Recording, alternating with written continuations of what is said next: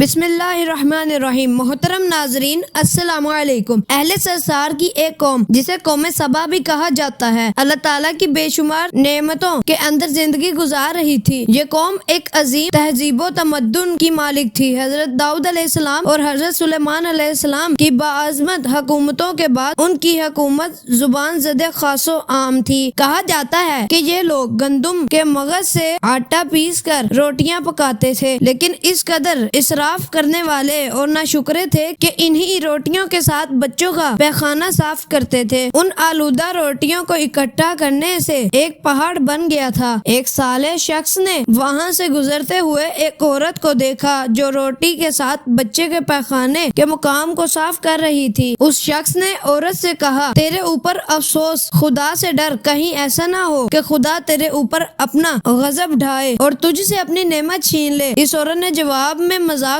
اڑایا اور مغرورانہ انداز میں کہا، جاؤ جاؤ، گویا کہ مجھے بھوک سے ڈرا رہے ہو۔ جب تک سرسار جاری ہے مجھے بھوک سے کسی قسم کا کوئی خوف نہیں ہے۔ کوئی زیادہ عرصہ نہیں گزرا تھا کہ اللہ تعالیٰ نے ہوس بازوں اور اسراف کار لوگوں پر اپنا غضب ڈھایا۔ پانی جو کہ زندگی کی بنیاد ہے ان لوگوں سے چھین لیا تھا۔ قحط نازل ہوا، بات یہاں تک پہنچ گئی کہ ان کی ذخیرہ کی ہوئی تمام غذا ختم ہو گئی۔ آخرکار وہ مجبور ہو گئے کہ انہی آلودہ روٹیوں پر ٹوٹ پڑے جو ان لوگوں نے اکٹھی کر کے پہاڑ کے مانند ڈھیر لگایا ہوا تھا، بلکہ وہاں سے روٹی لینے کے لیے صف لگا دی تاکہ ہر کوئی وہاں سے اپنے حصے کی روٹی لے سکے۔ کفران نعمت، قحط اور ان کی بدحالی کے بارے میں متعدد روایات موجود ہیں۔ سورہ نحل کی آیت نمبر 112 اور 113 میں یوں ارشاد ہوتا ہے، اور اللہ نے اس قریہ کی بھی مثال بیان کی ہے جو محفوظ اور مطمئن تھا۔ اس کا رزق ہر طرف سے باقاعدہ آ رہا تھا، لیکن اس قریہ کے رہنے والوں نے اللہ کی نعمتوں کا انکار کیا تو خدا نے انہیں بھوک اور پیاس کا مزہ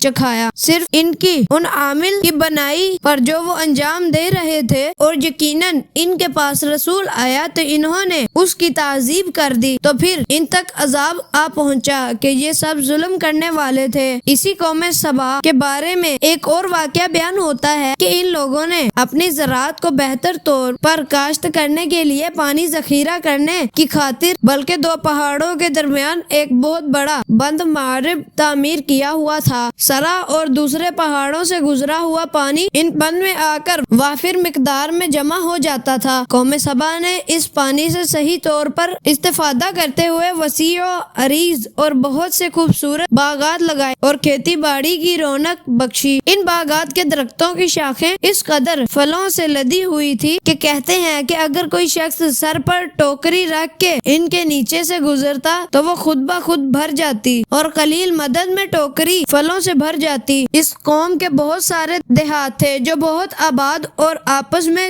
جڑے ہوئے تھے، لیکن نعمتوں کی کثرت نے انہیں شکر کرنے کے بجائے سرمست اور غافل کر دیا، یہاں تک کہ ان کے درمیان بہت بڑا طبقاتی نظام وجود میں آیا۔ ان میں سے صاحب اقتدار لوگوں نے کمزوروں اور ضعیفوں کا خون چوسنا شروع کر رکھا تھا، یہاں تک کہ ان لوگوں نے خدا سے ایک احمقانہ التماس کیا جس کا ذکر سورہ سبا کی آیت نمبر 19 میں ملتا ہے۔ انہوں نے کہا، خدا ہمارے سفروں کے درمیان فاصلہ زیادہ کر دے۔ انہوں نے اللہ تعالیٰ سے یہ التماس اس لیے کیا تاکہ غریبوں اور نواح لوگ عمرہ اور ثروت مندوں کے ہمراہ سفر نہ کریں۔ ان کی خواہش یہ تھی کہ آبادیوں کے درمیان خشکی ہو اور فاصلہ بہت زیادہ ہو تاکہ تحیدست اور کم آمدنی والے لوگ ان کی طرح سفر نہ کر سکیں۔ اللہ تعالیٰ نے ان مغرور پیٹ کے پجاریوں پر اپنا غضب نازل کیا۔ بعض تاریخ کے مطابق ان مغرور لوگوں کی آنکھوں سے دور صحرائی چوہوں نے معرب نامی بند کی دیواروں پر حملہ کر کے انہیں اندر سے کھوکھلا کر دیا۔ ادھر سے بارشیں زیادہ ہوئیں جن کی وجہ سے سیلاب آ گیا اور اس بند میں پانی بہت زیادہ اکٹھا ہو گیا۔ اچانک بند کی دیواریں ٹوٹی، اس سے ایک بہت بڑا سیلاب آیا جس میں تمام دیہات، آبادیاں، مال مویشی، باغات، کھیتیاں، ان کے محل اور گھر پانی میں غرق ہو کر نابود ہو گئے۔ ان کے باغات اور زراعت میں صرف کچھ پیلوں اور بیری کے درخت اور کچھ جھاڑیاں